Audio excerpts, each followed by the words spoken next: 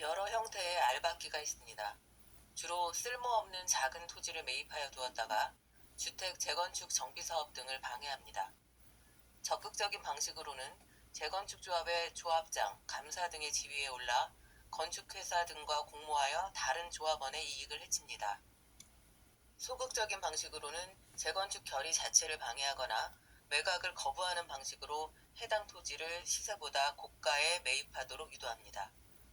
이러한 사람들은 경매 목록을 수시로 확인하면서 쓸모없는 토지를 찾아다닙니다.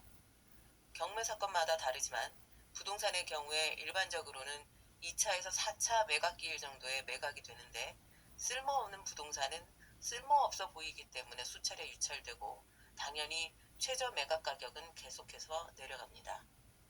그렇게 쓸모없고 저렴한 부동산을 취득한 알박기꾼은 이를 이용하여 타인의 정당한 권리 행사를 방해하고 부당한 이득을 취합니다. 가족의 사망으로 동순위 상속인이 여러 명인 경우에 협의 분할을 하지 않는 이상 동순위 상속인이 전부 자신의 상속 지분에 맞게 공동으로 상속받아 해당 부동산의 공유자가 됩니다. 그런데 공유자 중 1인이 가족들 모르게 여기저기 빚을 지고 연락이 끊깁니다. 독촉장 등이 채무자 주소지에 송달되므로 동일한 주소지에 거주하지 않는 가족들은 이러한 사실을 알기 어렵습니다. 법원에서 재판까지 전부 진행되고 나면 채권자는 공동상속을 받은 채무자의 지분을 압류할 수 있습니다. 가족이 토지 및 건물을 공동으로 소유하고 있던 중 채무자의 토지 지분에 대해서만 채권자 압류가 이루어진 사례가 있습니다. 경매 개시 결정이 내려지고 결정문을 송달받은 다른 가족들이라도 조치를 취해야 하지만 법률의 부지로 인해 이를 파악하지 못하면 끝내 매각에 이릅니다. 그리고 경매에서의 토지 지분 매수인이 뒤이어 다른 토지 공유자들을 상대로 공유물 분할 청구 소송을 제기합니다. 법원은 분할로 인한 공유물의 가치 하락이나 지형으로 인한 현물 분할의 현실적 가능성 등을 검토하여 현물 분할이 불가능하다고 판단하면 다른 토지 공유자들이 토지 지상의 건물을 소유하면서 토지 전부를 사용하고 있는 것에 대해 토지 공유자들로 하여금 경매 매수인에게 매월 토지 사용료를 지급하라는 방식으로 판결을 합니다.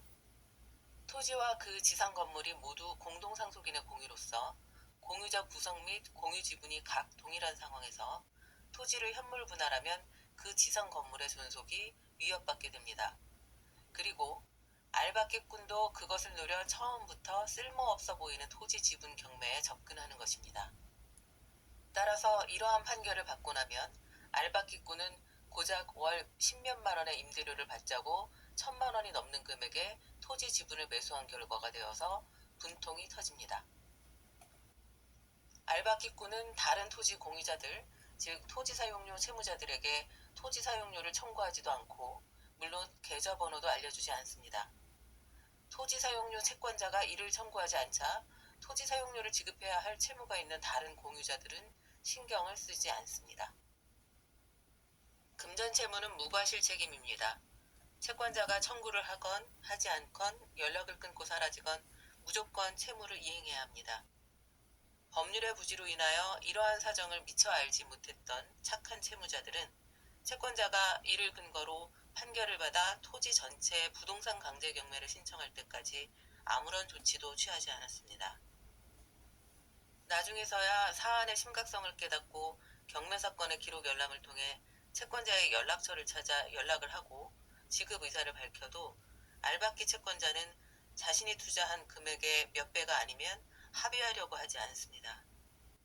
이럴 때에는 채권자와 협의 가능성이 없다고 봐서 법원에 변제 공탁을 하고 이를 근거로 청구 이의해소와 함께 강제 집행 정지 신청을 하면 됩니다. 상대방이 알박기 채권자이기 때문에 변제 공탁만으로는 부족합니다. 반드시 청구 이의해소를 제기하면서 강제 집행 정지 신청을 해야 합니다. 변제 공탁만 해도 강제 경매는 계속 진행되고 변제 공탁을 하고 청구 이의해소만 제기해도 강제 경매는 계속 진행됩니다. 변제 공탁, 청구 이의해소, 강제 경매 정지 신청을 하면 며칠 내로 강제 집행 정지 결정이 나옵니다. 대체로 담보 제공 명령도 내려집니다. 여기서 주의할 것은 강제 집행이 실제로 정지하려면 담보 제공 명령에 따른 담보 공탁을 해야 할 뿐 아니라 강제 집행 정지 결정문을 해당 경매계에 제출해야 합니다. 경매계에서는 다른 재판의 진행 여부를 알 수 없기 때문입니다.